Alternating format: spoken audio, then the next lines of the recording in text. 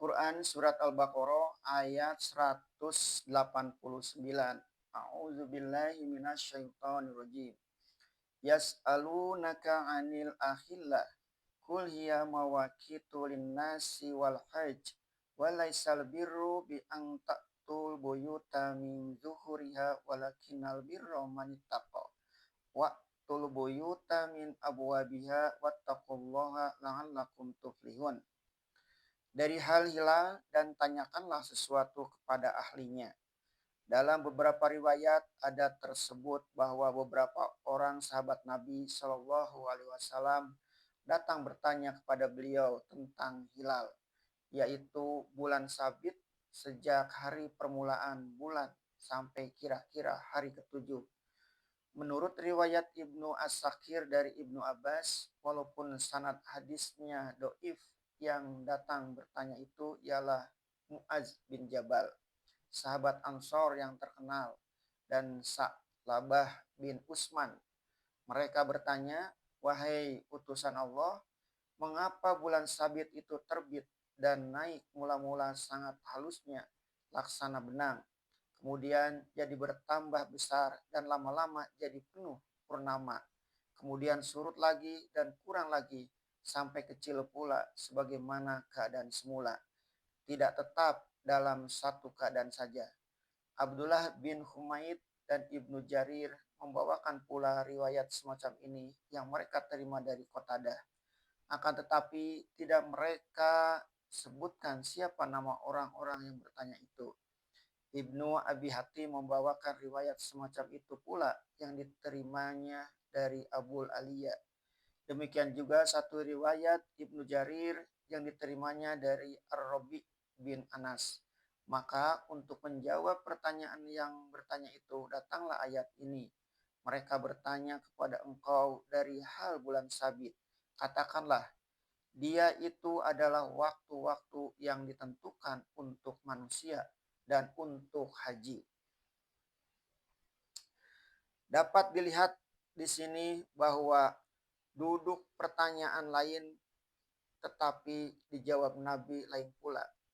Mereka menanyakan mengapa bulan begitu, bukan menanyakan apa faedah yang kita ambil dari keadaan bulan yang demikian. Ahli ilmu balaghah menyatakan bahwa jawaban Nabi ini sangatlah halusnya menurut ilmu balaghah. Sebab jawaban itu dipimpin dan dijuruskan kepada hasil yang berfaedah dan yang sesuai dengan kedudukan beliau sebagai utusan Allah membimbing dan membawa petunjuk agama. Sebab tidaklah pantas atau tidak pada tempatnya atau makomnya jika kepada Nabi ditanyakan apa sebab bulan itu mula-mula halus kecil laksana benang, lama-lama besar jadi purnama, akhirnya kembali kecil dan halus lagi sebagai semula. Mengapa tidak tetap saja begitu? Menjawab pertanyaan yang seperti itu bukanlah kewajiban Nabi. Nabi bukan ahli ilmu falak. Sebab itu beliau berikanlah jawaban yang sesuai dengan kewajiban beliau sebagai Rasul. Sehingga kesanalah perhatian yang bertanya dibawa. Maka beliau katakanlah bahwasanya bulan terbit dengan keadaan yang demikian itu membawa hikmah yang penting sekali bagi kita. Bulan sabit adalah untuk menentukan waktu bagi manusia. Dengan bulan yang demikian halnya, manusia sesama manusia dapat menentukan janji. Dengan bulan demikian, manusia dapat menentukan iddah perempuan setelah bercerai. Dengan bulan demikian, manusia dapat menentukan berapa purnama perempuan telah mengandung. Dan dengan dia dapat ditentukan waktu puasa sampai kepada waktu hari raya dan mengeluarkan zakat sekali setahun sampai kepada waktu mengerjakan haji. Kemudian datanglah sambungan ayat, dan tidaklah kebajikan itu bahwa kamu masuk ke rumah kamu dari belakangnya, tetapi yang kebajikan ialah barang siapa yang bertakwa.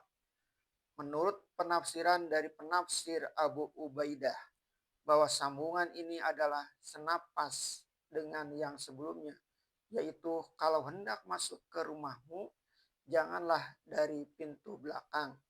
Maksudnya, kalau hendak menanyakan sesuatu hal kepada seseorang, hendaklah pilih soal yang pantas dapat dijawab oleh orang itu.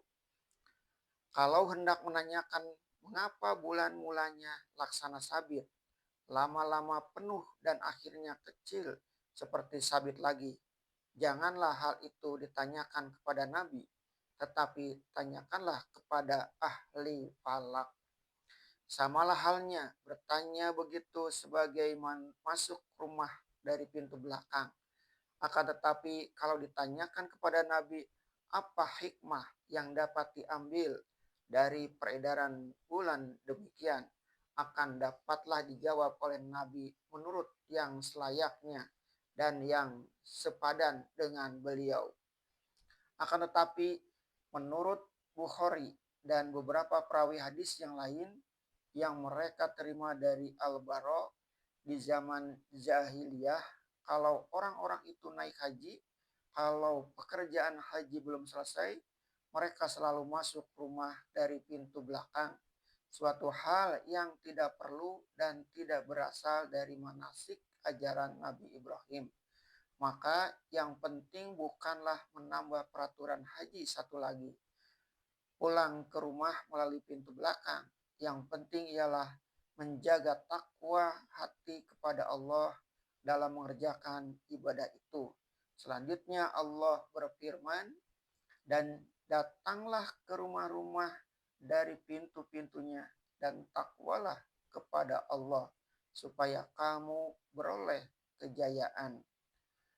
Dari sini tentu kita tidak akan ragu lagi bahwasanya Rasulullah Shallallahu Alaihi Wasallam sekali-kali tidaklah mencegah umatnya mempelajari apa sebab alam bersedih atas kematian putra beliau yang tercinta itu. Meskipun waktu itu beliau dalam berduka cita, langsung beliau perbaiki kesalahan persangkaan itu dan beliau berkata, gerhana matahari adalah salah satu daripada ayat-ayat atau tanda-tanda kebesaran Allah. Bukanlah dia terjadi karena kematian seseorang.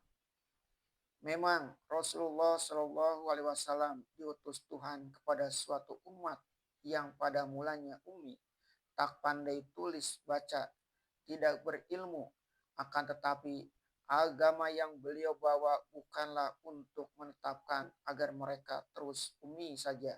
Ingatlah firman Allah yang jelas dalam hal ini. A'udzubillahi minasyaitonirrajim. Walladzi ba'asa fil ummiyina rasulan minhum yatlu alaihim ayatihi wa yuzakkihim wa yu'allimuhumul kitaba wal hikmata wa in kanu min qablu lafi dhalalin mubin. Dialah Allah yang telah membangkitkan di antara orang-orang yang umi akan seorang rasul dari mereka sendiri yang mengajarkan kepada mereka ayat-ayatnya dan menyuci bersihkan mereka dan mengajarkan kepada mereka kitab dan hikmah, dan meskipun adalah mereka itu sebelumnya di dalam kesesatan yang nyata. Quran Surat Al-Jumu'ah ayat 2. Gabungkanlah ayat ini dengan doa Nabi Ibrahim pada ayat 129 surah Al-Baqarah yang telah lalu, dan gabungkan lagi dengan makbulnya doa Nabi Ibrahim itu pada ayat 151. Dan pelaksanaan ini telah berhasil baik di kala Nabi SAW masih hidup maupun setelah beliau wafat. Dan akan tetaplah umat Nabi Muhammad SAW bertambah maju dan mengambil kembali pedoman dari Al-Quran ini untuk kemajuan ilmu pengetahuannya. Karena dari keumian itulah mereka dicabutkan naik oleh Nabi SAW dengan berpedoman kepada Al-Quran. Sebab ayat 3 seterusnya membuka pintu yang luas buat kita yang datang di belakang melanjutkan tugas membateras keumian wa akharina minhum lamma yalhaqu bihim wa huwal azizul hakim. Dan yang lain dari mereka yang belum berhubungan dengan mereka. Dan dia Allah adalah maha gagah lagi maha bijaksana. Kita di dunia belum sempat berjumpa dan berhubungan dengan umat yang telah menyambut Rasul. Kita belum sempat bertemu dengan Abu Bakar dan Umar. Tetapi kelak kita akan berjumpa dengan mereka di akhirat. Asal dari sekarang kita berusaha cita mereka dan ajaran Nabi Shallallahu Alaihi Wasallam menuju pengetahuan, menghilangkan keumian. Allah cukup gagah buat membangkitkan kita dan mengembalikan kita ke tempat yang layak. Allah cukup bijaksana buat membawa kita ke tengah-tengah gelanggang percaturan ilmu pengetahuan di dunia ini.